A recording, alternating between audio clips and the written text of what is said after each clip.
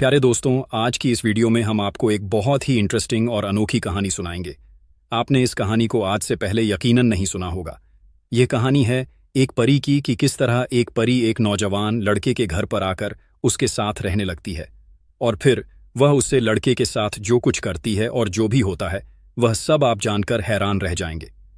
तो यह बहुत ही इंटरेस्टिंग कहानी है, आप इसे आखिर तक जरूर देखिएगा। साथ ही वीडियो को लाइक और हमारे यूट्यूब चैनल शहानी नॉलेज को सब्सक्राइब कर ले। वीडियो में आखिर तक बन रहे। रोशनी से भरपूर परिस्तान की फिजाओं में हल्की हल्की सुर्ख किरणें बिखरी हुई थीं। वहां का हर मंजर दिलकश था। रंग बिरंगे फूलों से लदी हुई वादियां, उरूज पर चमकता आसमान और झीलों में झलकता चांदनी का नूर। लेकिन इन सब हुस्न के दरमियान एक और हुस्न भी था जिसे देखने वाले अपनी आंखें झपकाना भूल जाते थे। शहजादी लाइबा। लाइबा परिस्तान के बादशाह की सबसे खूबसूरत और अजीज बेटी थी। उसकी झील सी गहरी आंखें, घने मखमली बाल और नाजुक जिस्म उसे हूरों से भी ज्यादा हसीन बनाते थे। जब वो चलती तो यूं लगता जैसे फूलों से महकती हवा बह रही हो। लेकिन उसकी हसीन जिंदगी में एक साया था, एक मजबूरी जिससे भागना उसके लिए जरूरी था। परिस्तान का एक सख्त और बेरहम शहजादा हामान लाइबा से शादी करना चाहता था। वो ताकतवर था पर उसके दिल में रहम नाम की कोई चीज नहीं थी। लाइबा उसे कभी पसंद नहीं करती थी। पर जब बादशाह ने ऐलान किया कि वो अपनी बेटी की शादी हामान से करेगा तो लाइबा के पास सिर्फ एक रास्ता बचा, भाग जाना। रात के सन्नाटे में जब पूरी परिस्तान नींद की आगोश में थी, लाइबा ने अपने चमकीले परों को समेटा और एक लंबी उड़ान भरी। वो उड़ती रही यहां तक कि उसे अपनी दुनिया बहुत पीछे छूटती महसूस हुई। उसकी मंजिल क्या थी उसे खुद भी नहीं पता था। बस वो इस कैद से आजादी चाहती थी। लेकिन किस्मत उसे कहां ले जा रही थी? शब के सन्नाटे में लाइबा हवाओं में तैरती रही। उसका दिल तेजी से धड़क रहा था। डर, बेचैनी और अजनबी दुनिया का खौफ सब उसके दिल में हलचल मचा रहे थे। वो इतनी दूर आ गई थी कि अब परिस्तान की रोशनी भी नजर नहीं आ रही थी। वो एक घने जंगल के ऊपर पहुंची जहां दूर दूर तक अंधेरा था। अचानक उसकी परवाज लड़खड़ा गई। उसकी तवज्जो अपने पीछे से आती एक तेज आवाज की तरफ गई। उसने पीछे मुड़कर देखा। हामान के सिपाही। उन्होंने उसका पीछा कर लिया था। लाइबा का दिल दहशत से कांप उठा। वो तेजी से नीचे की जानिब आई और अपनी परों को समेटकर एक झाड़ी के पीछे छुप गई। सिपाही उसे न देख सके और आगे बढ़ गए। लेकिन इस तेज उड़ान और खौफ के मारे उसकी सांसें बेतरतीब हो गई थीं। उसकी ताकत जवाब दे रही थी। आखिरकार वो होश खो बैठी और बेहोश होकर जमीन पर गिर पड़ी। सुबह की पहली किरण जब जंगल की शाखों से छनकर जमीन पर पड़ी तो एक नौजवान लकड़ियां काटने के लिए जंगल आया। वो लंबा कद, सुतवां जिस्म और गहरी आंखों वाला एक सादा लेकिन दिलकश नौजवान था। असफंद नेक दिल था, गरीब था, लेकिन उसका दिल बहुत बड़ा था। जब उसने झाड़ियों के बीच एक नाजुक जिस्म को बेहोश पड़ा देखा तो चौंक गया। या अल्लाह, ये कौन है? उसने जल्दी से आगे बढ़कर लाइबा को संभाला। लाइबा का चेहरा चांद की तरह चमक रहा था। उसकी सांसें मध्यम थीं, लेकिन उसके हुस्न ने असफंद को कुछ लम्हों के लिए साकित कर दिया। बिस्मिल्लाह, ये कोई हूर है या इंसान? उसने खुद से सवाल किया। फिर उसने अपनी चादर उतारकर लाइबा के बदन को ढका और उसे अपने घर ले आया। असफंद ने लाइबा को अपने छोटे से घर में लाकर चारपाई पर लिटा दिया। उसका घर बहुत सादा लेकिन साफ सुथरा था। मिट्टी की दीवारें, लकड़ी की छत और एक कोने में रखा पुराना सा संदूक। घर में ज्यादा सामान नहीं था, लेकिन हर चीज में एक अपनापन झलकता था। लाइबा अब भी बेहोश थी। असफंद ने पास रखी मटकी से पानी निकाला और उसके चेहरे पर छींटे मारे। कुछ ही देर में उसकी हल्की हल्की हरकतें शुरू हो गईं। या अल्लाह, ये लड़की है या कोई परी? असफंद ने सोचा। तभी लाइबा की लंबी घनी पलकें कांपीं और उसकी आंखें धीरे धीरे खुलीं। वो घबराई हुई थी। जैसे ही उसने अपने इर्द गिर्द अजनबी माहौल देखा, वो एक झटके से उठ बैठी।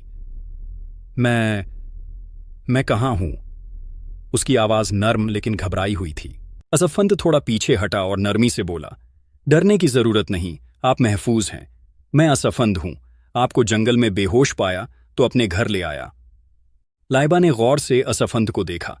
सादा मगर पुरकशिश चेहरा, सच्चाई से चमकती आंखें और एक मासूम सी मुस्कान। क्या तुम्हारा घर इंसानों की दुनिया में है? लाइबा ने अचानक पूछा। असफंद थोड़ा हैरान हुआ। हाँ, और कहाँ होगा? क्या तुम इंसानों की दुनिया से नहीं हो? लाइबा ने उसकी तरफ देखा, लेकिन कुछ जवाब नहीं दिया। वो अभी भी कमजोर महसूस कर रही थी। तुम फिक्र मत करो, मैं तुम्हारे लिए कुछ खाने का इंतजाम करता हूं, असफंद ने कहा और जल्दी से उठकर बाहर चला गया। लाइबा चारपाई पर बैठी रही। उसके दिल में एक अजीब सा सुकून था। क्या मैं सही जगह आ गई हूं? उसने खुद से सवाल किया।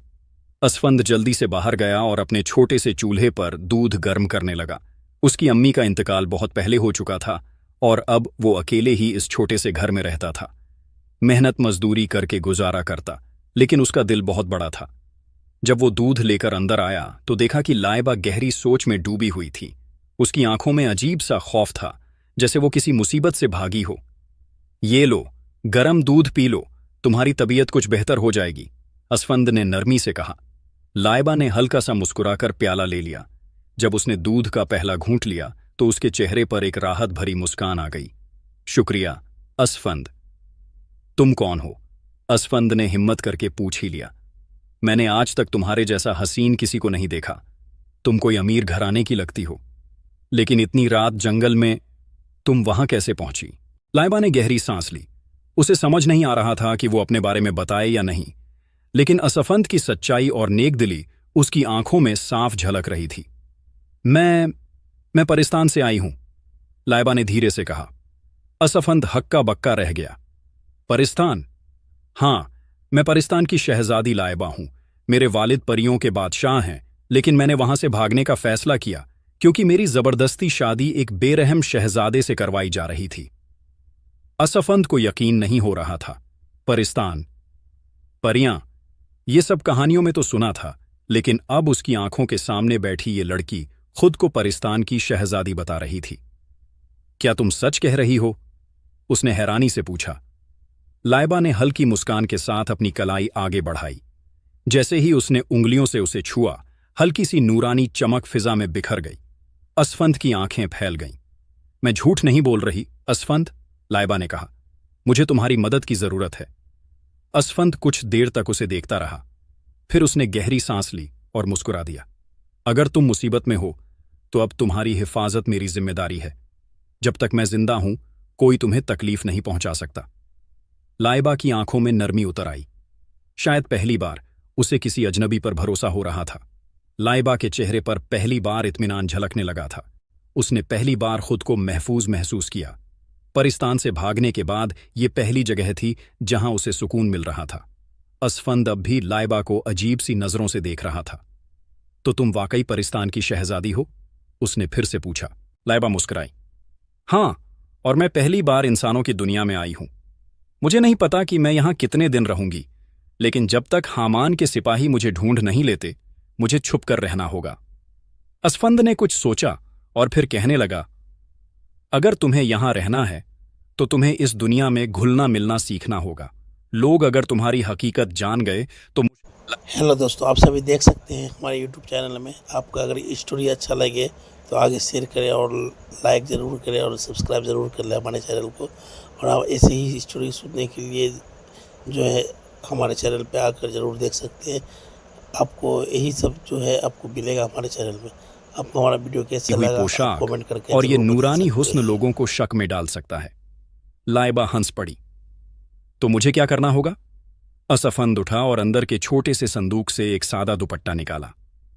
ये लो, इसे ओढ़ लो, और जब बाहर जाना हो तो थोड़ा संभल कर जाना। लाइबा ने दुपट्टा लिया और ओढ़ लिया। जैसे ही उसने शीशे में खुद को देखा, हंसने लगी। मैं पहली बार खुद को आम लड़की की तरह देख रही हूं। असफंद भी उसकी हंसी देखकर हंस पड़ा। अब तुम सच में मेरी दुनिया की लग रही हो। लेकिन असफंद के दिल में अजीब सा एहसास जाग रहा था। कहीं वो इस शहजादी के हुस्न और मासूमियत में फंस तो नहीं रहा। असफंद के घर में अब एक नई रौनक आ गई थी। लाइबा की मौजूदगी से हर चीज में एक अजीब सी गर्माहट भर गई थी। उसकी मुस्कान, उसकी बातें, उसकी मासूमियत ने इस छोटे से घर को जन्नत बना दिया था। लेकिन असफंद के दिल में एक अजीब सी कशमकश थी। जब भी वो लाइबा को देखता, उसका दिल तेजी से धड़कने लगता, लेकिन फिर खुद को समझाता, असफंद, वो परिस्तान की शहजादी है और तू एक गरीब आदमी। तू कैसे उसके बारे में सोच सकता है? लाइबा ने अब इंसानों की दुनिया को समझना शुरू कर दिया था। वो रोज असफंद के साथ घर के छोटे मोटे कामों में मदद करती। कभी मिट्टी के चूल्हे पर रोटी बनाने की कोशिश करती तो कभी आंगन में रखे घड़े से पानी निकालती। असफंद, ये दुनिया सच में बहुत अलग है, एक दिन उसने मुस्कुराते हुए कहा। असफंद हंस पड़ा। तुम्हें अभी बहुत कुछ देखना है, ये दुनिया उतनी आसान नहीं जितनी तुम सोच रही हो। लाइबा ने गहरी सांस ली। मुझे तुम्हारी दुनिया अच्छी लगने लगी है। यहां कम से कम लोग मेरी मर्जी के खिलाफ शादी करने के लिए मजबूर नहीं करते। असफंद ने उसकी बात सुनकर अपनी आंखें नीची कर लीं। उसे नहीं पता था कि वो लाइबा की मोहब्बत में पड़ रहा है या नहीं, लेकिन एक अजीब सा खिंचाव महसूस करने लगा था। अब तक गांव वालों को भी ये पता चलने लगा था कि असफंद के घर में कोई लड़की रह रही है। पड़ोस की एक बूढ़ी औरत, दादी अमीना, ने एक दिन असफंद को रोक लिया। बेटा, ये लड़की कौन है? मैंने पहले इसे कभी गांव में नहीं देखा, उन्होंने सवाल किया। असफंद थोड़ा घबरा गया, लेकिन फिर जल्दी से संभल कर बोला, वो बहुत दूर से आई है। उसके पास कोई नहीं है, इसलिए मैंने उसे पनाह दी है। दादी अमीना ने गहरी निगाहों से उसे देखा, फिर हंसते हुए बोली, खैर, जो भी हो, अल्लाह ने तुझे नेक दिल बनाया है, लेकिन बेटा, दुनिया की नजरों से बचकर रहना। असफंद ने सिर हिला दिया, लेकिन अब उसे एहसास हो गया था कि ज्यादा दिन तक ये राज छुपा नहीं रहेगा। गांव में लाइबा की मौजूदगी अब लोगों की बातचीत का हिस्सा बनने लगी थी। हालांकि किसी ने अब तक खुलकर सवाल नहीं किया था, लेकिन शक की परछाइयां गहराने लगी थीं। असफंद इस बात को समझ चुका था, इसलिए उसने लाइबा से कहा, अब तुम्हें ज्यादा एहतियात बरतनी होगी। अगर लोग ज्यादा सवाल करने लगे तो हमें मुश्किल हो सकती है। लाइबा ने सिर हिलाया। मैं समझ रही हूं असफंद, लेकिन मैं हमेशा छुप कर नहीं रह सकती। मुझे किसी न किसी दिन परिस्तान लौटना ही होगा। असफंद को ये बात सुनकर अजीब सा महसूस हुआ। तो क्या ये हसीन दिन बस कुछ वक्त के मेहमान हैं? उसने खुद से सवाल किया। अब असफंद हर रोज खुद को समझाने की कोशिश करता कि वो लाइबा से दूर रहे, लेकिन जब वो घर आता और लाइबा की मुस्कुराहट देखता, उसकी सारी कोशिशें बेकार हो जातीं। एक शाम जब सूरज ढल रहा था, लाइबा घर के आंगन में बैठी थी। उसकी आंखें किसी सोच में डूबी हुई थीं। क्या सोच रही हो? असफंद ने पास बैठते हुए पूछा। लाइबा ने हल्की मुस्कान के साथ उसकी तरफ देखा। बस यही कि इस दुनिया में सुकून बहुत है, लेकिन मेरे लिए ये जगह हमेशा की नहीं हो सकती। असफंद ने अपने दिल को संभाला और बोला, तो क्या तुम यहां से जाने का फैसला कर चुकी हो? लाइबा ने कोई जवाब नहीं दिया। उसकी आंखों में उलझन थी। अभी उनकी बातें चल ही रही थीं कि दरवाजे पर किसी ने जोर से दस्तक दी। असफंद चौंक गया। इतनी रात को कौन हो सकता है? उसने दरवाजा खोला तो देखा कि गांव का एक आदमी खड़ा था। रियाज। असफंद, लोग तुम्हारे बारे में बातें कर रहे हैं। सबको शक है कि तुमने किसी अजनबी लड़की को घर में छुपाया है। अगर किसी को पता चल गया कि वो कौन है तो मुश्किल खड़ी हो सकती है। असफंद के दिल की धड़कन तेज हो गई। अब हालात और नाजुक हो चुके थे। रियाज की बात सुनकर असफंद के माथे पर शिकन उभर आई। उसने दरवाजे के पीछे झांका। लाइबा अंदर घबराई हुई खड़ी थी। लोग क्या कह रहे हैं? असफंद ने सख्त लहजे में पूछा। रियाज ने इधर उधर देखा और धीमी आवाज में बोला, कुछ लोगों ने तुम्हारे घर के पास एक अजनबी लड़की को देखा है। गांव में अफवाह फैल रही है कि या तो वो किसी ऊंचे घराने की भागी हुई लड़की है या फिर क्या? असफंद ने तीखी नजरों से घूरा। या फिर कोई जिन्न या परी, रियाज ने धीमी आवाज में कहा। असफंद ने एक गहरी सांस ली। मामला अब हाथ से निकलने वाला था। उसे कुछ करना था और जल्दी करना था। असफंद ने दरवाजा बंद किया और अंदर आया। लाइबा की आंखों में फिक्र थी। असफंद, अब क्या होगा? असफंद ने उसे तसल्ली दी। जब तक मैं जिंदा हूं, कोई तुम्हें नुकसान नहीं पहुंचा सकता, लेकिन अब तुम्हें बहुत एहतियात से रहना होगा। लाइबा ने धीरे से सिर हिलाया। अगर मुझे जाना पड़ा तो तुम? असफंद ने उसकी आंखों में देखा। वो खुद को रोक नहीं सका और कह बैठा, मैं नहीं चाहता कि तुम जाओ। लाइबा ठहर गई। उसकी आंखों में कुछ ऐसा जज्बा था जिसे उसने पहले कभी महसूस नहीं किया था। अगले दिन जब असफंद गांव की दुकान से कुछ लेने गया तो कुछ औरतें फुसफुसा रही थीं। जैसे ही उन्होंने असफंद को देखा, एक बुजुर्ग ने सीधा सवाल कर दिया। असफंद, लोग कह रहे हैं कि तुम्हारे घर में कोई लड़की रह रही है, क्या ये सच है? असफंद ने खुद को संभाला और जवाब दिया, वो मेरी दूर की रिश्तेदार है। मुसीबत में थी तो मैंने उसे पनाह दी है। बुजुर्ग ने उसे घूरा लेकिन फिर सिर हिला दिया। खैर, लेकिन याद रखना बेटा, अगर ये कोई गलत बात हुई तो गांव के लोग इसे बर्दाश्त नहीं करेंगे। असफंद जानता था कि मामला और बिगड़ सकता है, लेकिन अब उसके दिल में बस एक ही सवाल था, क्या वो लाइबा को हमेशा के लिए खो देगा? परिस्थान में इस वक्त हलचल मची हुई थी। बादशाह के महल में शाही वजीर, सिपाही और दरबारी जमा थे। हर तरफ सिर्फ एक ही सवाल गूंज रहा था, शहजादी लाइबा कहाँ गई? परियों का बादशाह अपनी राजगद्दी पर बैठा गुस्से से कांप रहा था। अगर मेरी बेटी जल्द नहीं मिली तो इस परिस्थान में किसी की भी खैर नहीं, उसने दहाड़ते हुए ऐलान किया। लेकिन सबसे ज्यादा गुस्से में हामान था। उसकी आंखों में आग भरी हुई थी। शहजादी मेरी अमानत है, अगर वो अपनी मर्जी से नहीं आई तो मैं उसे घसीट कर लाऊंगा। हामान परिस्तान का सबसे ताकतवर शहजादा था। उसकी एक खासियत थी, वो परियों की खुशबू को सूंघकर उनका पीछा कर सकता था। उसने लाइबा की मौजूदगी का एहसास किया और अपने जादुई घोड़े पर सवार हो गया। मुझे कोई नहीं रोक सकता, वो गरजा और तेजी से इंसानों की दुनिया की तरफ बढ़ने लगा। उस शाम लाइबा घर के आंगन में बैठी थी। अचानक उसके दिल में अजीब सी बेचैनी हुई। उसे महसूस हुआ कि कोई उसका पीछा कर रहा है। उसने फौरन असफंद को देखा। असफंद, मुझे कुछ अजीब सा लग रहा है, जैसे कोई मुझे ढूंढ रहा हो। असफंद ने फिक्र से उसकी तरफ देखा। क्या मतलब? लाइबा ने सांस खींची। अगर हामान मुझे ढूंढते ढूंढते यहां आ गया तो वो मुझे ले जाएगा। वो बहुत ताकतवर है। असफंद का दिल तेजी से धड़कने लगा। तो हमें कुछ करना होगा। उधर हामान इंसानों की दुनिया में दाखिल हो चुका था। उसने अपनी नजरें जंगल और गांव पर डाली। वो नाक से हवा को सूंघकर लाइबा की मौजूदगी को महसूस कर रहा था। वो यहीं कहीं है, उसने मन ही मन कहा और गांव की तरफ बढ़ने लगा। गांव के लोगों ने पहली बार हामान को देखा। उसकी मौजूदगी अलग थी, लंबा कद, शाही लिबास और एक अजीब सा रोब। गांव के एक आदमी ने उससे पूछा, जनाब, आप कौन हैं? हामान ने मुस्कुराकर कहा, मैं अपनी दुल्हन को लेने आया हूं। गांव वालों को कुछ समझ नहीं आया, लेकिन उन्हें एहसास हो गया कि कोई बड़ी बात होने वाली है। हामान के कदम जैसे ही गांव की सरहद में दाखिल हुए, अजीब सी सनसनी फैल गई। उसकी आंखों में वो चमक थी जिससे लोग खुद ब खुद उसके सामने झुकने को मजबूर हो जाएं। लेकिन गांव के लोग इस अजनबी की मौजूदगी से घबरा गए थे। दुकानों के पास बैठे बूढ़े आपस में कानाफूसी करने लगे।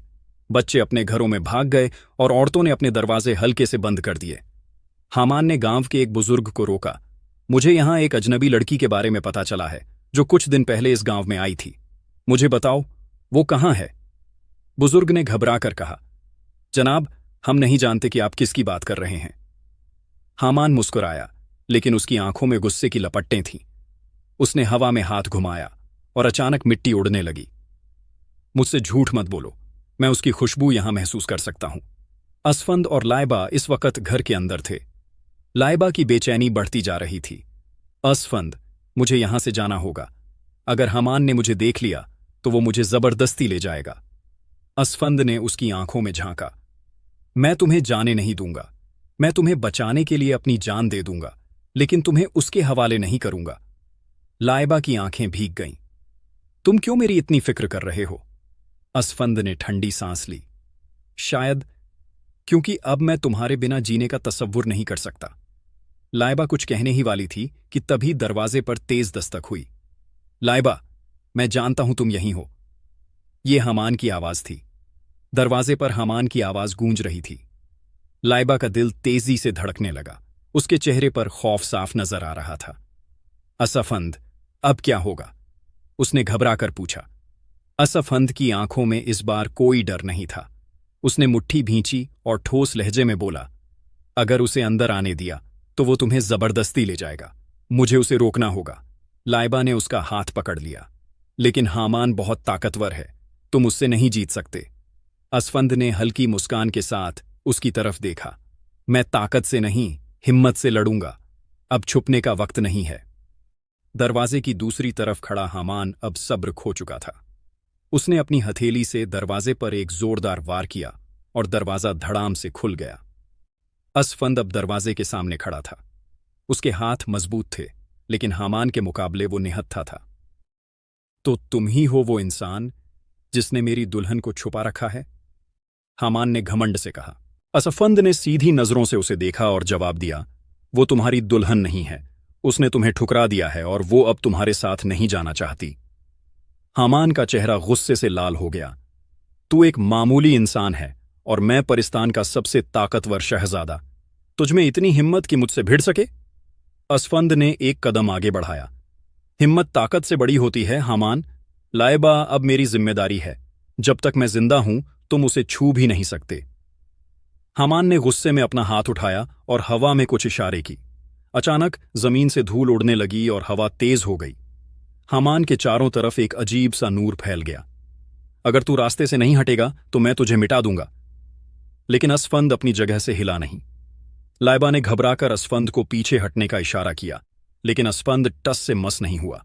अगर लड़ना है तो आ जाओ, लेकिन याद रखना, मोहब्बत ताकत से बड़ी होती है। हामान के चेहरे पर एक घमंडी मुस्कान थी।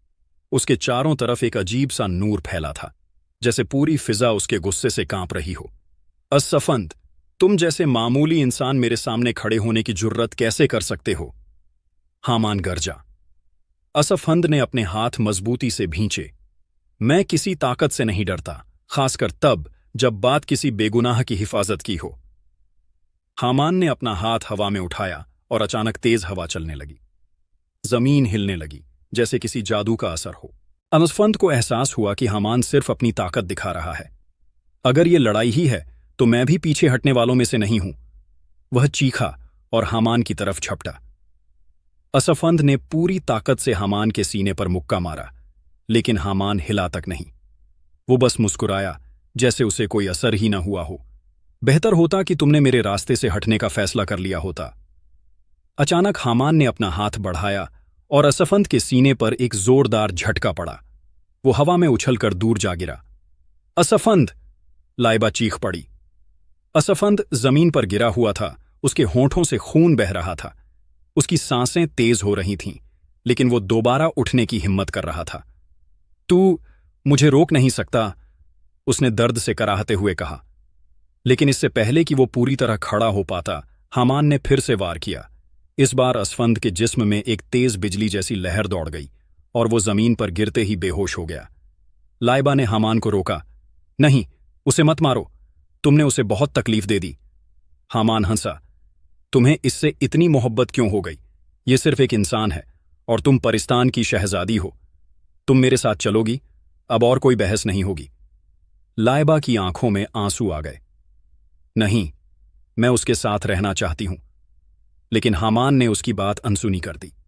उसने अपना हाथ आगे बढ़ाया और जादू से एक हल्की रोशनी निकाली, जिसने लाइबा को चारों तरफ से बांध लिया।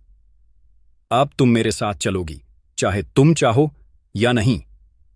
हामान ने लाइबा को अपनी तरफ खींचा और देखते ही देखते वो दोनों तेजी से आसमान की तरफ उड़ने लगे। असफंद बेहोश पड़ा था और लाइबा की आंखों से आंसू गिर रहे थे। असफंद, मैं वापस आऊंगी। उसकी आवाज हवा में गूंजती रही और फिर दोनों परिस्तान की तरफ उड़ गए। गांव की गलियां अब वीरान लग रही थीं। घर के आंगन में असफंद जमीन पर बेहोश पड़ा था। उसका जिस्म जख्मी था, लहू से भीगा हुआ। उसकी सांसें बहुत धीमी थीं, जैसे उसकी रूह भी अब उसके साथ नहीं रहना चाहती थी। लेकिन उसकी आंखों के सामने सिर्फ एक मंजर घूम रहा था, लाइबा का हामान के साथ जाना। रात गहरी होती जा रही थी। गांव के कुछ लोग आखिरकार उसके घर तक पहुंचे। या अल्लाह, असफंद! दादी अमीना ने उसे देखकर घबराते हुए कहा। रियाज और कुछ और गांव वालों ने उसे उठाया और चारपाई पर लिटा दिया। ये किसने किया? रियाज ने गुस्से से पूछा, लेकिन किसी के पास जवाब नहीं था। कई घंटों के बाद जब अंधेरा छंटने लगा तो असफंद की आंखों में हल्की हलचल हुई। दर्द की एक तेज लहर उसके जिस्म में दौड़ गई और उसने कराहते हुए आंखें खोली। लाइबा, उसने धीमी आवाज में कहा। रियाज उसके पास झुका। असफंद, तुझे किसने इस हालत में पहुंचाया? असफंद ने अपनी आंखें बंद कीं और एक गहरी सांस ली। उसके अंदर अब गम से ज्यादा गुस्सा था। हामान, वो उसे ले गया, मुझे उसे बचाना होगा। लेकिन कैसे? गांव वाले हैरानी से एक दूसरे को देखने लगे। असफंद, तुझे अभी आराम की जरूरत है। हामान कोई मामूली आदमी नहीं था, वो कोई जादूगर था। तुझमें इतनी ताकत कहां कि उसे रोक सके? असफंद धीरे धीरे उठा और अपने जख्मों की परवाह किए बिना खड़ा हो गया। अगर हामान ताकतवर है तो मेरी मोहब्बत भी कमजोर नहीं। मैं लाइबा को छोड़ नहीं सकता। उधर परिस्तान के महल में लाइबा कैद थी। उसे एक बड़े सुनहरे कमरे में रखा गया था, लेकिन यह कमरा किसी जेल से कम नहीं था। हामान अंदर आया और मुस्कुराया। देखा, तुम चाहो या ना चाहो तुम्हें मेरी होना ही था। अब कोई इंसान तुम्हें बचाने नहीं आएगा। लाइबा ने नफरत भरी नजरों से उसे देखा। मुझे कोई इंसान नहीं, मेरी मोहब्बत बचाएगी। असफंद का जिस्म अब भी जख्मों से भरा हुआ था, लेकिन उसके दिल में जो दर्द था वो किसी भी जख्म से ज्यादा गहरा था। लाइबा की जुदाई। रात के सन्नाटे में वो चारपाई पर पड़ा था। गांव के बुजुर्ग और औरतें उसकी तीमारदारी कर रहे थे। दादी अमीना ने उसके माथे पर हाथ रखा। बेटा, इतनी बड़ी चोटें आई हैं, तुझे आराम करना चाहिए। असफंद ने धीरे से आंखें खोलीं और धीमे लहजे में कहा, आराम? जब तक लाइबा वापस नहीं आएगी मुझे चैन नहीं मिलेगा। रियाज, जो उसके सबसे करीब था, थोड़ा आगे बढ़ा और बोला, लेकिन तू करेगा क्या? हामान इंसानों की दुनिया का नहीं था, और जहां वो लाइबा को ले गया है वो जगह हमें पता भी नहीं। असफंद ने गहरी सांस ली। परिस्तान, मुझे परिस्तान ढूंढना होगा। अगले दिन जब असफंद थोड़ा बेहतर महसूस करने लगा तो उसने फैसला किया कि उसे इस रहस्य को हल करना ही होगा। लेकिन यह आसान नहीं था। परिस्तान कहाँ है? गांव के सबसे बुजुर्ग आदमी हाजी इस्माइल, जो दुनिया की कई कहानियां जानते थे, उनसे मिलने गया। बेटा, परिस्तान कोई आम जगह नहीं, ये इंसानों की दुनिया से बहुत दूर है। ये सिर्फ अफसानों में सुना है, लेकिन आज तक किसी ने वहां का रास्ता नहीं देखा। लेकिन मुझे जाना होगा, असफंद ने जिद की। कैसे? क्या तुझ पर लग गए हैं? रियाज हंसा। असफंद ने गहरी सांस ली। अगर पर नहीं हैं तो मुझे रास्ता ढूंढना होगा। असफंद ने ठान लिया कि वो इंसान ढूंढेगा जो परिस्तान के बारे में कुछ भी जानता हो। सबसे पहले वो एक पुराने तांत्रिक बाबा के पास गया, जिनका नाम बाबा सुल्तान था। लोग कहते थे कि वो परियों और जिन्नातों की कहानियां जानते थे। बाबा सुल्तान ने असफंद की बात सुनकर गहरी आंखों से उसे देखा और कहा, परिस्तान कोई आसान जगह नहीं, नौजवान। अगर तुम वहां जाने का इरादा रखते हो तो तुम्हें कई इम्तिहान पास करने होंगे। कैसे इम्तिहान? सब्र, बहादुरी और सबसे बढ़कर मोहब्बत की सच्चाई। असफंद के दिल में एक आग भड़क उठी। मैं किसी भी इम्तिहान से गुजरने को तैयार हूं। असफंद अब अपने फैसले पर अटल था। उसे परिस्तान जाना ही था। बाबा सुल्तान ने उसकी आंखों में झांक कर देखा। तू अगर इस सफर पर निकला तो तुझे हर कदम पर मुश्किलों का सामना करना पड़ेगा। सोच ले, तुझे अपनी जान से हाथ भी धोना पड़ सकता है। असफंद ने बिना झिझक जवाब दिया, अगर जान देकर भी लाइबा को बचा सकता हूं तो मुझे परवाह नहीं। बाबा सुल्तान हल्का सा मुस्कुराए। तो ठीक है, परिस्तान का रास्ता कोई सीधा रास्ता नहीं, बल्कि इम्तिहानों से होकर जाता है। पहला इम्तिहान तुझे इस जंगल में देना होगा। बाबा सुल्तान ने उसे एक पुराना नक्शा दिया। ये नक्शा एक ऐसे जंगल का है जहां अब तक कोई इंसान जिंदा नहीं लौटा, लेकिन अगर तू इस जंगल को पार कर ले तो तुझे तेरी मंजिल का पहला सुराग मिल सकता है। असफंद ने नक्शा अपने पास रखा और सफर के लिए तैयार हो गया। क्या ये सही में इतना खतरनाक है? रियाज ने फिक्र से पूछा। डर से जीतना है तो डर से लड़ना होगा, असफंद ने जवाब दिया। असफंद अकेला जंगल में दाखिल हुआ। चारों तरफ घना अंधेरा था। लंबी लंबी पेड़ की शाखाएं ऐसे झुकी हुई थीं जैसे कोई उसे रोकना चाहता हो। वो आगे बढ़ता रहा, लेकिन हर कदम पर उसे अजीब सी सरसराहट सुनाई देती। ये जगह अजीब लग रही है, उसने खुद से कहा। अचानक एक तेज हवा चली और सामने की झाड़ियों से एक बड़ा सा भेड़िया निकला। असफंद के कदम ठिठक गए। भेड़िए की आंखें चमक रही थीं, जैसे किसी रहस्यमयी ताकत से भरी हुई हों। भेड़िया धीरे धीरे असफंद की तरफ बढ़ने लगा, लेकिन असफंद पीछे नहीं हटा। अगर ये मेरा इम्तिहान है तो मैं इससे भी लड़ूंगा। उसने अपनी कमर से छोटी सी कुल्हाड़ी निकाली और भेड़िए का सामना करने के लिए तैयार हो गया। भेड़िए की लाल चमकती आंखें असफंद को घूर रही थीं। वो धीरे धीरे अपनी जगह से आगे बढ़ रहा था, जैसे किसी मौके की तलाश में हो। असफंद ने अपनी पकड़ कुल्हाड़ी पर और मजबूत कर ली। अगर मुझे परिस्तान जाना है तो इस पहले इम्तिहान से गुजरना ही होगा। उसने खुद को हिम्मत दी। भेड़िया अब ज्यादा देर इंतजार करने के मूड में नहीं था। उसने एक जोरदार दहाड़ मारी और तेजी से असफंद की तरफ झपटा।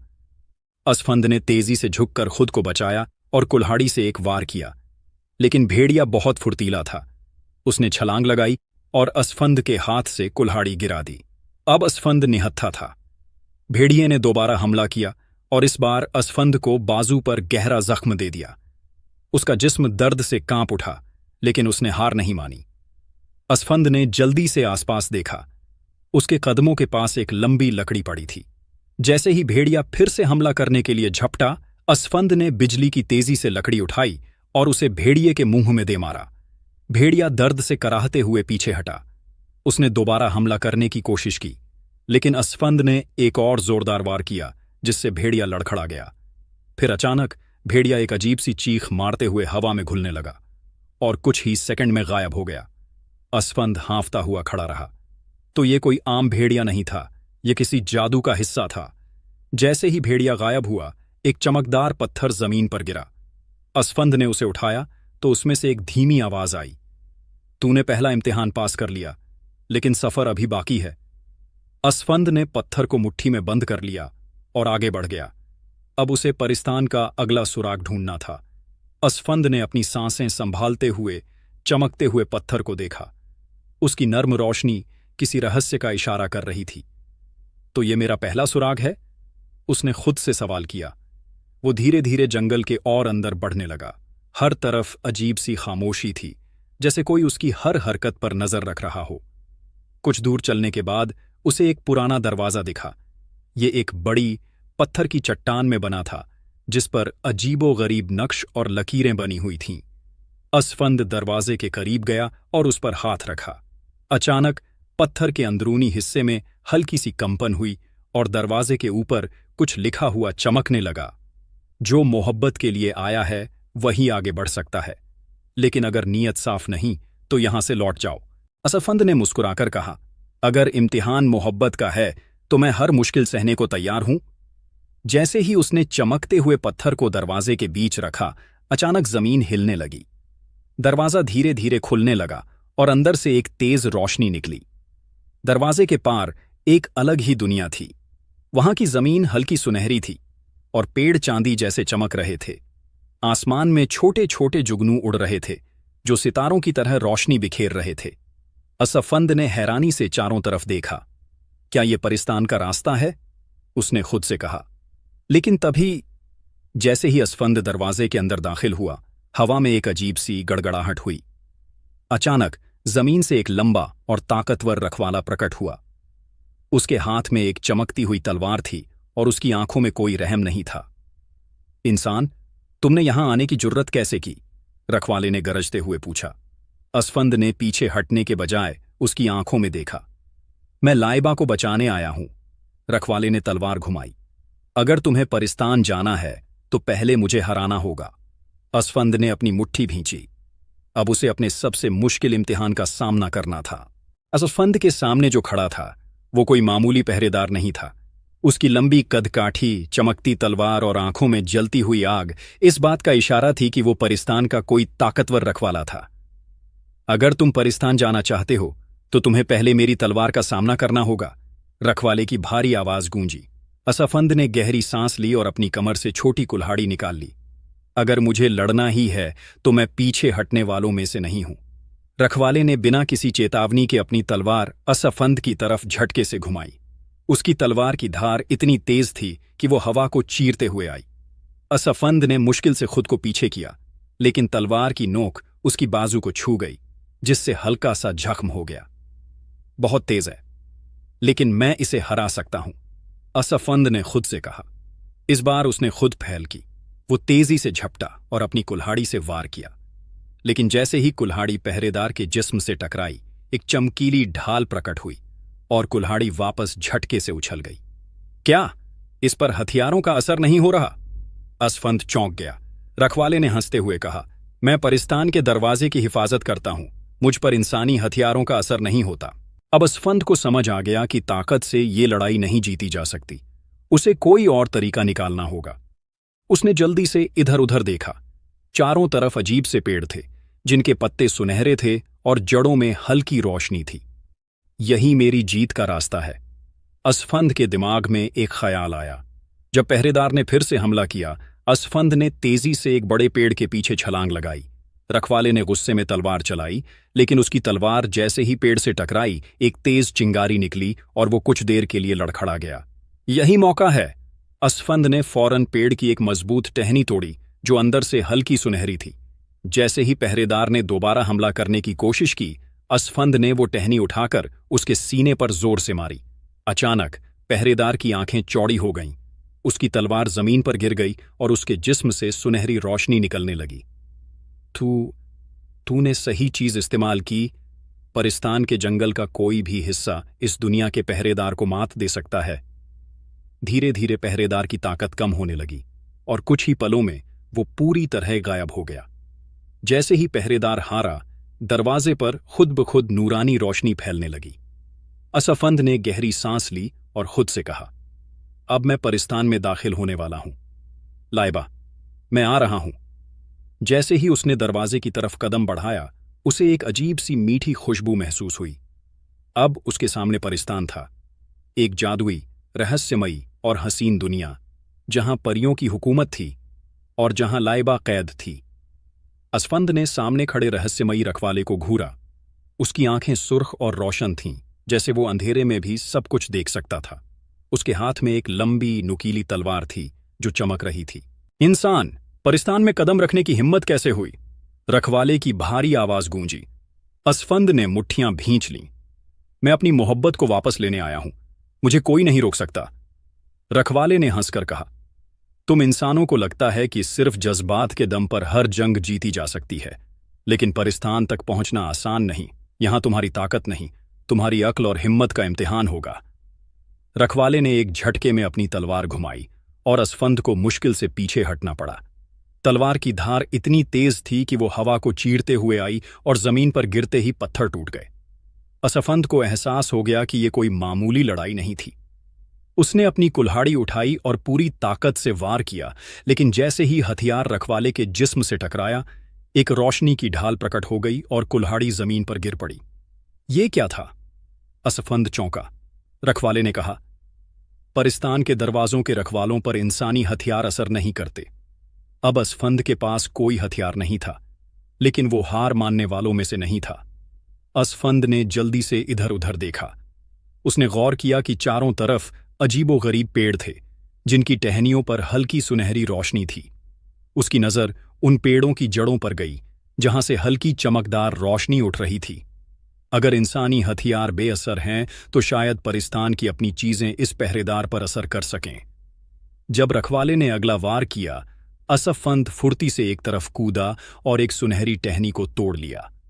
रखवाले ने फिर हमला किया, लेकिन इस बार असफंद ने वो सुनहरी टहनी उसके सीने पर पूरी ताकत से मारी। जैसे ही टहनी पहरेदार के जिस्म से टकराई, उसकी आंखों में हैरत उभर आई। नहीं, ये कैसे मुमकिन है? तभी उसका जिस्म कांपने लगा। उसकी तलवार नीचे गिर गई और उसके बदन से हल्की सुनहरी रोशनी निकलने लगी।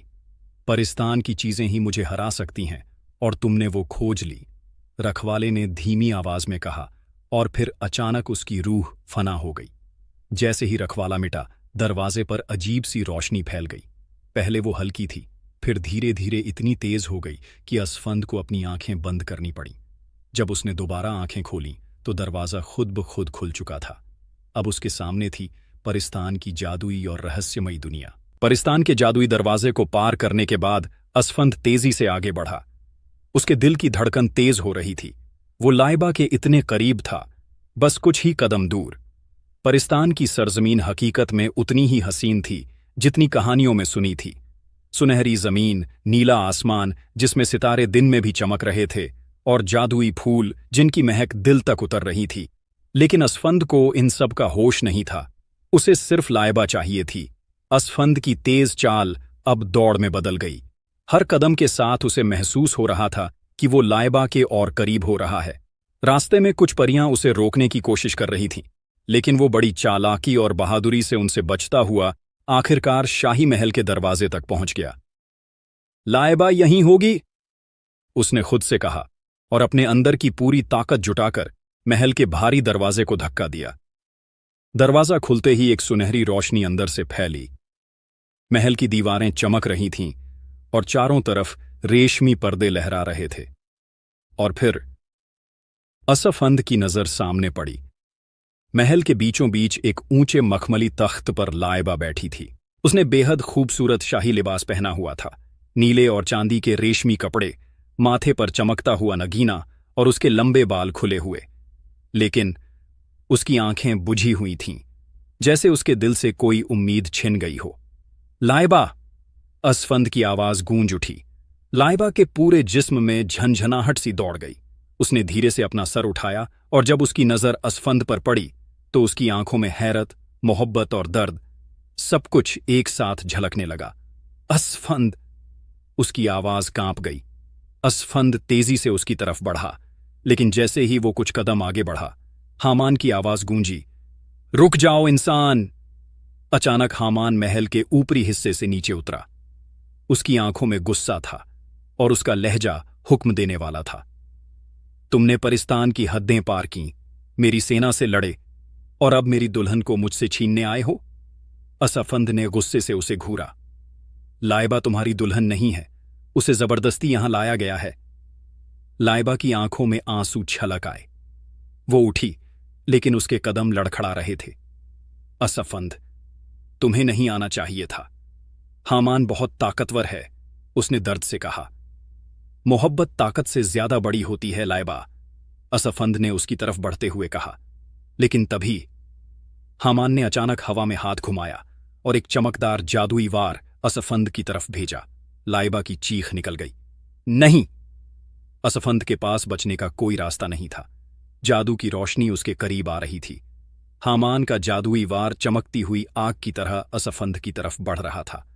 वो खुद को बचाने के लिए कुछ कर भी नहीं सकता था। सब कुछ इतनी तेजी से हुआ कि उसे समझ ही नहीं आया कि क्या करे। लेकिन तभी लाइबा अचानक दौड़ पड़ी। नहीं! असफंद! उसकी चीख महल में गूंज उठी। असफंद की आंखें फैल गईं। लाइबा! नहीं! लेकिन इससे पहले कि वो कुछ कर पाता, लाइबा उसके सामने आ गई और अपना हाथ फैलाकर वो वार खुद पर ले लिया। जादू की चमकदार लपटें लाइबा से टकराईं और उसकी सफेद नाजुक चमड़ी पर जलती हुई रोशनी फैल गई। आह! लाइबा दर्द से चीख पड़ी। उसकी सांसें रुकने लगीं और वो कांपते हुए जमीन पर गिर गई। हामान की आंखों में हैरत भर गई। नहीं, ये कैसे हो सकता है? असफंद ने घबराकर लाइबा को थाम लिया। लाइबा, तुमने ये क्यों किया? उसकी आवाज टूट रही थी। लाइबा की आंखें आधी बंद थीं, लेकिन उसमें फिर भी वही मोहब्बत झलक रही थी जो उसने हमेशा असफंद के लिए महसूस की थी। क्योंकि मैं तुम्हें खोना नहीं चाहती थी। उसकी आवाज धीमी हो रही थी। असफंद के दिल में एक अजीब सा दर्द उठा। तुम्हें कुछ नहीं होगा, मैं तुम्हें बचा लूंगा।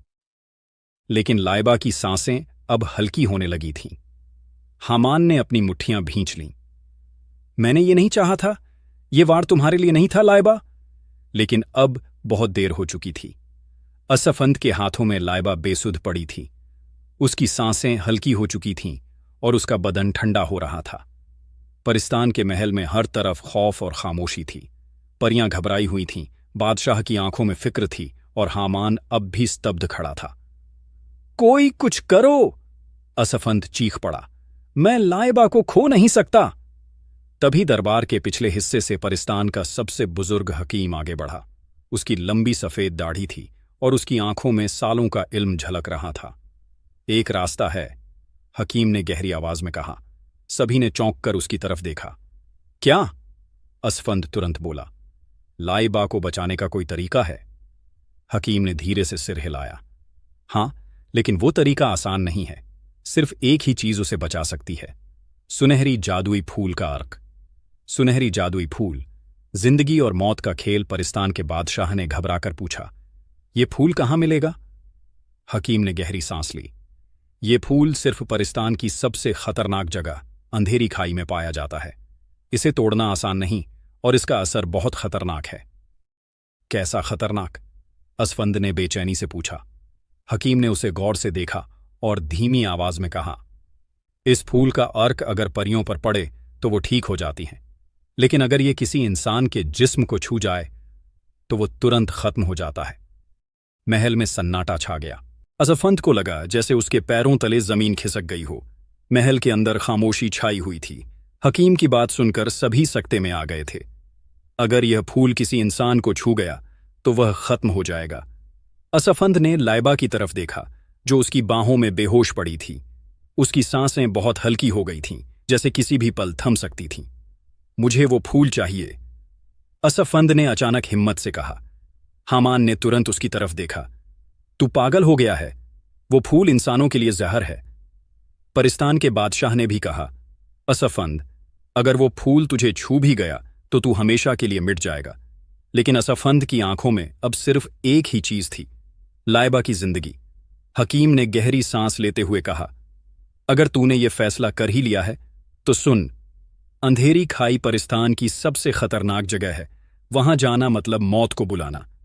असफंद ने कहा, मौत अगर लाइबा को बचाने के लिए आए तो मैं उसे भी गले लगा लूंगा। हामान अब तक गुस्से में था, लेकिन असफंद की मोहब्बत देखकर कुछ पल के लिए वह भी चुप हो गया। फिर उसने कहा, मैं भी तेरे साथ चलूंगा। महल में हर कोई हैरान रह गया। तू? असफंद ने गुस्से से पूछा। हामान ने सिर झुका लिया।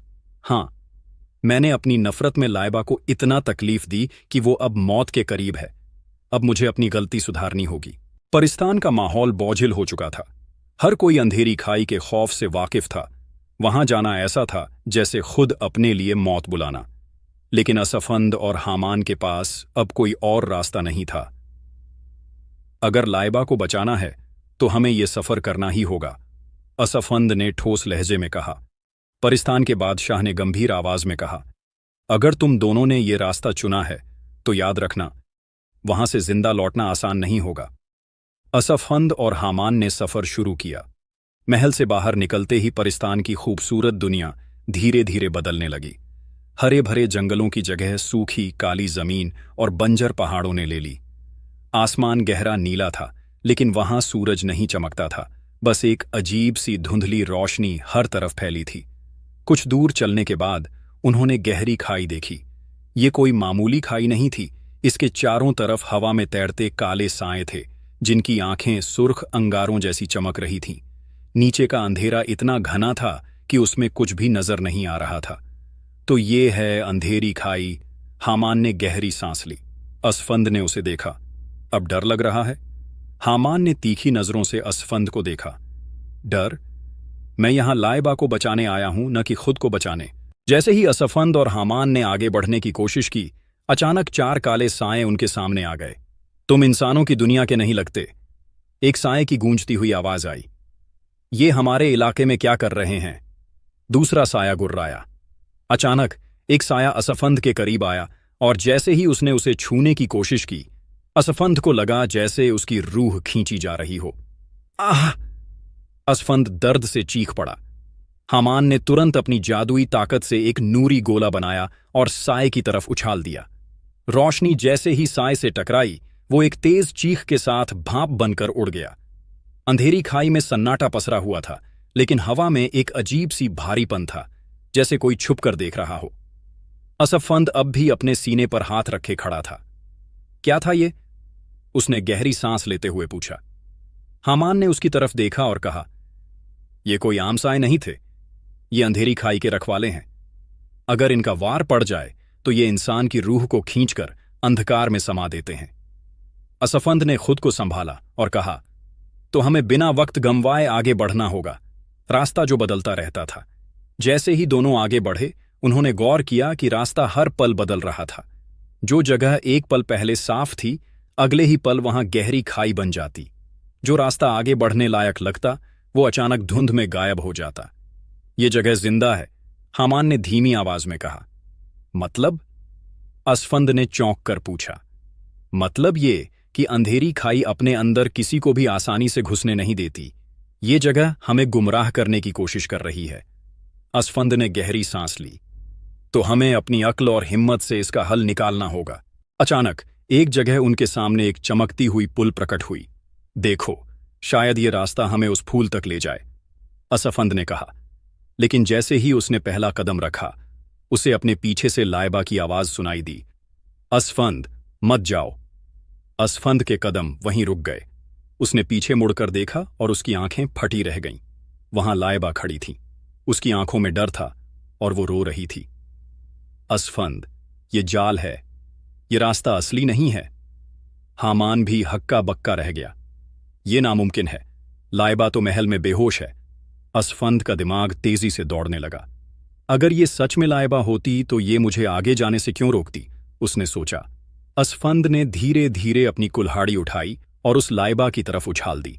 जैसे ही कुल्हाड़ी उसकी तरफ बढ़ी, वो लाइबा एक तेज चीख के साथ काले धुएं में बदल गई और गायब हो गई। हामान ने राहत की सांस ली।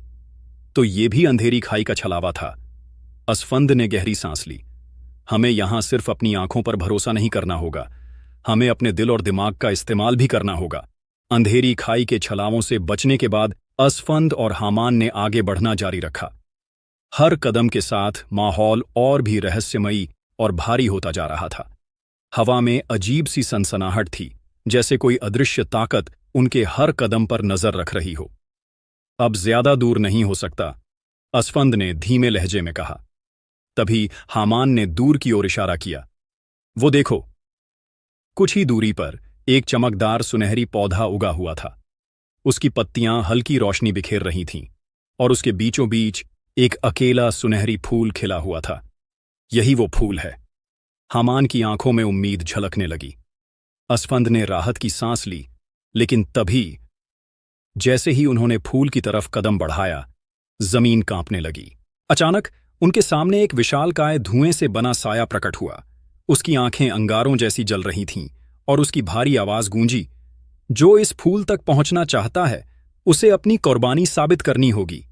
असफंद और हामान दोनों ठहर गए। कुर्बानी? असफंद ने फुसफुसाते हुए कहा।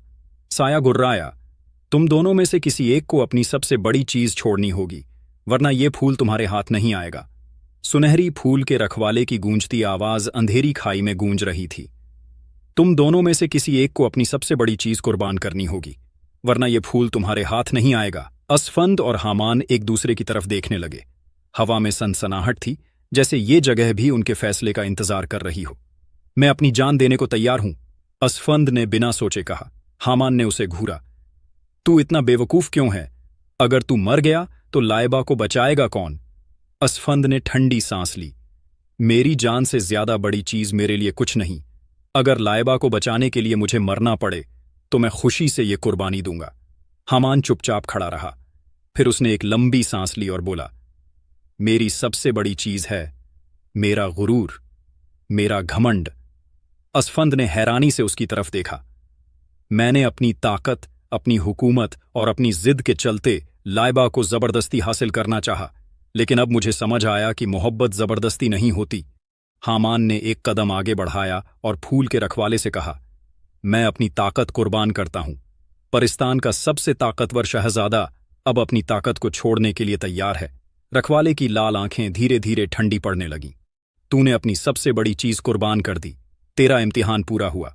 जैसे ही ये शब्द हवा में गूंजे, सुनहरी फूल अचानक हिलने लगा और उसकी चमक और भी बढ़ गई। अब वो फूल असफंद के हाथों में था, लाइबा की जिंदगी की आखिरी उम्मीद। सुनहरी फूल अब असफंद के हाथों में था। उसकी चमकती पंखुड़ियां हल्की हल्की कांप रही थीं, जैसे उसमें खुद कोई जिंदगी हो। अब हमें फौरन परिस्तान लौटना होगा, असफंद ने कहा। उसकी आवाज में बेचैनी थी। हामान ने सिर हिलाया। हां, लेकिन हमें बहुत एहतियात से जाना होगा। अगर यह फूल गलती से तुझ पर गिर गया तो तू मिट जाएगा। असफंद ने फूल को रेशमी कपड़े में लपेटकर संभाल लिया और दोनों तेजी से अंधेरी खाई से बाहर निकलने लगे। लेकिन जैसे ही वे वापस लौटने लगे, खाई में एक आखिरी इम्तिहान उनका इंतजार कर रहा था। तुम लोग इतनी आसानी से नहीं जा सकते। अचानक जमीन हिलने लगी और वहीं काले साए फिर से उभर आए। हमने तुम्हें पहले ही चेतावनी दी थी, एक साए ने गहरी आवाज में कहा। असफंद ने गुस्से से जवाब दिया, अब हमें रोकने का कोई फायदा नहीं, हमारा इम्तिहान पूरा हो चुका है। लेकिन साए पीछे हटने को तैयार नहीं थे। तुम यह फूल लेकर नहीं जा सकते। हामान ने ठंडी सांस ली और फिर अपनी आंखें बंद कर लीं। अगर यह मेरा आखिरी जादू होगा तो इसे सही जगह इस्तेमाल करना चाहिए। उसने अपने हाथ ऊपर उठाए और एक तेज सफेद रोशनी अंधेरी खाई में फैल गई। साए दर्दनाक चीखों के साथ हवा में घुलने लगे और कुछ ही पलों में सब कुछ शांत हो गया। हामान अचानक लड़खड़ाया और जमीन पर बैठ गया। अब मेरे अंदर कोई ताकत नहीं बची, उसने थकी हुई आवाज में कहा। असफंद ने उसकी तरफ देखा, लेकिन कुछ कहे बिना उसने हामान के कंधे पर हाथ रखा। तूने आज अपने आप को सही साबित कर दिया। कुछ घंटों के मुश्किल सफर के बाद आखिरकार असफंद और हामान परिस्तान की हदों में दाखिल हो गए। महल के बाहर परियां, दरबारी और बादशाह बेचैनी से इंतजार कर रहे थे। जैसे ही असफंद ने महल में कदम रखा, उसने तेजी से कहा, हकीम को बुलाओ, हमारे पास सुनहरी फूल है। परिस्तान के महल में बेचैनी फैली हुई थी। हर किसी की नजरें दरवाजे की तरफ थीं, जहां से असफंद और हामान थके मांदे लेकिन कामयाबी के साथ लौटे थे। हकीम को बुलाओ, हमारे पास सुनहरी फूल है, असफंद की आवाज गूंज उठी। परिस्तान का सबसे बुजुर्ग हकीम तेजी से आगे आया। उसकी आंखों में चिंता झलक रही थी। शहजादी का वक्त बहुत कम है, हमें फौरन इलाज शुरू करना होगा। लाइबा अब भी महल के खास कक्ष में सफेद बिस्तर पर बेहोश पड़ी थी। उसकी सांसें हल्की थीं, जैसे जिंदगी उसके जिस्म से धीरे धीरे निकल रही हो। असफंद उसके पास बैठा और धीरे से उसके ठंडे हाथों को थामा। तुम्हें कुछ नहीं होगा लाइबा, मैं तुम्हें बचा लूंगा। हामान भी पीछे खड़ा था। उसके चेहरे पर पछतावे के निशान थे। हकीम ने कांपते हाथों से फूल को लिया और उसका अर्क निकालना शुरू किया। याद रखना, अगर ये अर्क किसी इंसान पर गिरा तो वो मिट जाएगा, हकीम ने चेतावनी दी। असफंद बिना पलक झपकाए देख रहा था। हकीम ने अर्क को लाइबा के होठों से लगाया और धीरे धीरे उसके जिस्म पर छिड़कना शुरू किया। परिस्तान के महल में हर कोई सांस रोके खड़ा था। हकीम के कांपते हाथों ने सुनहरी फूल का अर्क धीरे धीरे लाइबा के होठों से लगाया। उसकी पलकों में जरा भी हरकत नहीं थी। असफंद की आंखें बेताबी से लाइबा के चेहरे पर टिकी थीं। या अल्लाह, इसे ठीक कर दे, उसने दबी आवाज में कहा। हामान, जो अब तक खुद को संभाले हुए था, पहली बार घबराया नजर आया। अर्क का असर शुरू हुआ। जैसे ही अर्क लाइबा के जिस्म में समाया, उसके चारों तरफ हल्की सुनहरी रोशनी फैलने लगी। पहले उसके माथे पर हल्की चमक आई, फिर उसके जिस्म में एक झंझनाहट दौड़ गई। लाइबा! असफंद ने धीरे से पुकारा। तभी लाइबा की उंगलियां हल्की सी हिलीं। महल में मौजूद हर किसी की सांसें रुक गईं। असफंद ने खुद को लाइबा के और करीब कर लिया। उसकी आंखों से आंसू छलकने वाले थे। लाइबा की लंबी पलकों में हल्की हरकत हुई, फिर धीरे धीरे उसकी आंखें खुलने लगीं। असफंद का दिल एक पल के लिए रुक गया। लाइबा की गहरी हसीन आंखें अब खुल चुकी थीं। उसकी धुंधली नजरों के सामने सबसे पहला चेहरा कौन था? असफंद। उसकी आंखों में मोहब्बत, ताज्जुब और तकलीफ सब कुछ झलक रहा था। असफंद। लाइबा की आवाज हल्की थी, लेकिन इतनी प्यारी कि असफंद के लिए पूरी दुनिया से ज्यादा कीमती थी। असफंद की आंखों से आंसू छलक गए। लाइबा, तुम ठीक हो? हामान ने राहत की सांस ली। परिस्तान में खुशी की लहर दौड़ गई। शहजादी बच गई थी। लाइबा की आंखें अब पूरी तरह खुल चुकी थीं। उसकी सांसें पहले से गहरी और मजबूत थीं। जिस जिस्म में ठंडक थी, अब उसमें गर्माहट लौट रही थी। असफंद अब भी उसकी तरफ देख रहा था, जैसे उसे यकीन न आ रहा हो कि जिसकी जिंदगी के लिए उसने जान की बाजी लगाई थी, वो अब उसकी आंखों के सामने मुस्कुरा रही थी। लाइबा ने हल्की मुस्कान के साथ कहा, असफंद, तुम सच में आ गए थे। असफंद की आंखों में आंसू छलक आए। अगर तुम्हें बचाने के लिए आसमान से भी कूदना पड़ता तो मैं वो भी कर जाता। लाइबा ने अपना कांपता हुआ हाथ असफंद के हाथ पर रखा। तुमने मेरे लिए इतना कुछ किया, मुझे समझ ही नहीं आ रहा कि कैसे शुक्रिया अदा करूं। असफंद ने मुस्कुराकर कहा, अगर तुम वाकई शुक्रिया अदा करना चाहती हो तो मुझसे वादा करो कि अब कभी मुझसे दूर नहीं जाओगी। लाइबा की आंखें मोहब्बत से भर गईं। मैं कसम खाती हूं असफंद, अब तुम्हें कभी अकेला नहीं छोड़ूंगी। हामान अब तक दूर खड़ा सब देख रहा था। उसने गहरी सांस ली और कहा, असफंद, तुम जीत गए, लेकिन ये जीत सिर्फ तुम्हारी नहीं है। मैंने भी आज सीखा कि मोहब्बत जबरदस्ती नहीं होती। लाइबा ने हामान को देखा और हल्की आवाज में कहा, शुक्रिया हामान कि तुमने खुद को बदलने का फैसला किया। हामान हल्की मुस्कान के साथ बोला, अब मुझे मेरी नई राह खुद बनानी होगी। महल के हर कोने में अब खुशियों की लहर थी। परियां जश्न मना रही थीं, बादशाह और मलिका की आंखों में सुकून था और पूरे परिस्तान में रोशनी फैली थी। शहजादी लाइबा और असफंद अब हमेशा के लिए एक साथ थे। परिस्तान के आसमान में रंगीन परियां उड़ रही थीं। महल को सुनहरी रोशनी से सजाया गया था। खुशियों का एक नया दौर शुरू हो चुका था। लाइबा पूरी तरह ठीक हो चुकी थी और अब उसकी जिंदगी की नई शुरुआत होने वाली थी। लाइबा अब महल की बाग में खड़ी थी, जहां हामान उससे मिलने आया। हामान ने एक हल्की मुस्कान के साथ कहा, तो अब तुम हमेशा के लिए असफंद के साथ जा रही हो? लाइबा ने सिर हिलाया। हां, लेकिन इसका यह मतलब नहीं कि तुम हमारे लिए अजनबी बन जाओगे, हामान। हामान हल्का सा हंसा। मुझे पता है, लेकिन अब मुझे खुद को बदलना होगा। मैं अब वो नहीं जो पहले था। लाइबा ने उसके कंधे पर हाथ रखा। तुमने पहले बहुत गलतियां की, लेकिन तुमने खुद को सुधार लिया। यही सबसे बड़ी बात है। क्या हम दोस्त बन सकते हैं? हामान ने संजीदगी से पूछा। लाइबा ने बिना सोचे जवाब दिया, हम हमेशा दोस्त रहेंगे, हामान। महल को इस दिन के लिए बेहद खास तरीके से सजाया गया था। परिस्तान की परियां झूम रही थीं और बादशाह और मल्लिका की आंखों में खुशी के आंसू थे। असफंद एक शाही लिबास में था। गहरे नीले रंग की शेरवानी, माथे पर सुनहरी पगड़ी और आंखों में बेपनाह खुशी। लाइबा भी अपनी पूरी शान में थी, चमचमाते सफेद और सुनहरे जोड़े में, माथे पर एक बड़ा सा चमकता हुआ ताज और आंखों में सिर्फ असफंद के लिए मोहब्बत। जैसे ही निकाह पढ़ा गया, पूरे परिस्तान में खुशियों की गूंज फैल गई। कबूल है। लाइबा की धीमी मगर प्यारी आवाज ने जैसे पूरी कायनात को रोशन कर दिया।